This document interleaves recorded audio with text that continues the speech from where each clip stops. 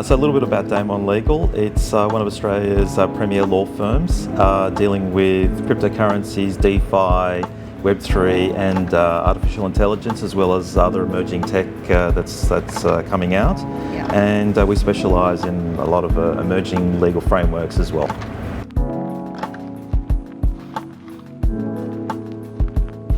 Absolutely love working with cryptocurrency and Web3 clients.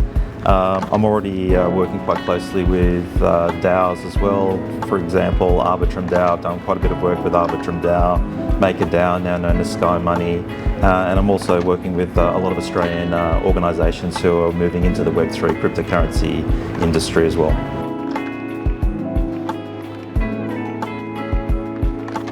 Well, if you look at the acronym, it simply means Decentralized Autonomous Organisation. But for a lot of people in the industry, I think it's actually much simpler than that. It's a use of smart contracts to allow for decentralized governance and organisation, and the benefits and use cases coming out of DAOs. I mean, we could speak for days about these, but at a most simple level, it just allows people to organise and facilitate payments, projects, hiring and firing of people. It actually provides a lot of use cases that you would traditionally find in companies that have been now moved into an on-chain environment. Well, the interesting thing is that a lot of DAOs, when they started up there was quite a few that started up during DeFi Summer back in 2020 and 2021. There was quite a large surge of DAOs spurting at that time. And what I found was that they were able to start without any legal entity whatsoever. So it was simply people who got together and decided that they wanted to make a DAO. They spun up the necessary governance tokens and they were off and running. But of course, the big challenge with DAOs, and I'm sure that you've seen this problem yourself in FastStables, is how do you actually allow something like a decentralized organisation to facilitate payments to contributors? And this is where stablecoins come in and really shine brightly as like one of the best use cases for cryptocurrencies. Just payments. Just payments. Yeah, no, it's amazing. But it's not so easy. It's not a simple problem to solve. And a lot of people have come unstuck trying to solve the use of stablecoins to facilitate payments. And for traditional businesses like law firms, like my law firm, you'll find that a lot of people are still very reluctant to allow stablecoins into their business.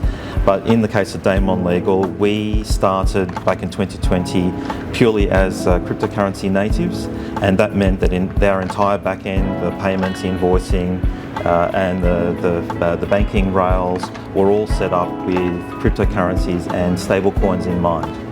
Wow, all the way back in 2020. Correct. Wow. Yeah, so we launched the business purely as a cryptocurrency native law firm. So a lot of the work that I've been doing since 2020, if I did not have the cryptocurrency rails and the end-to-end payment processes in the back end of my business to facilitate stablecoin payments, I wouldn't have been able to run the law firm. If you think about someone like Maker DAO, which I started working on back in 2020 and 2021, they paid me in DAI tokens. And for people who don't know DAI token, it's a completely decentralized stablecoin backed by USD Treasury T-bills. And while they've got the traditional back-end and real-world asset backing for the DAI tokens, for the recipient of DAI tokens, you have to work out how to transfer the DAI token into real money in fiat that you can use to pay employees, pay contractors, etc. So having that ability to off-ramp from DAI was a real challenge for many service providers, including myself. But because I've got the infrastructure in place to facilitate that, now it's relatively straightforward. All the time. I've actually got a lot of clients both in the US and in Europe.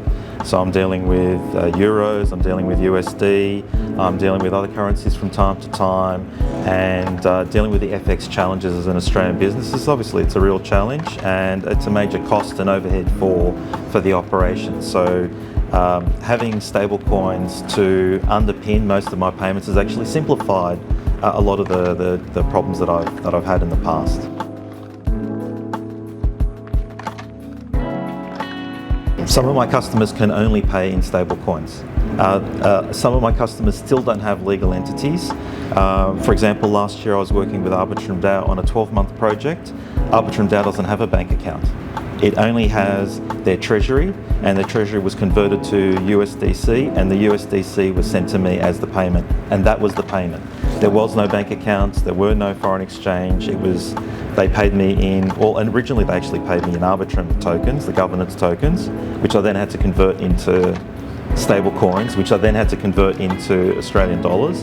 But later on they arranged the USDC facility and they paid me in USDC. But at no point did I deal with any bank with Arbitrum DAO. They have no banking and still don't.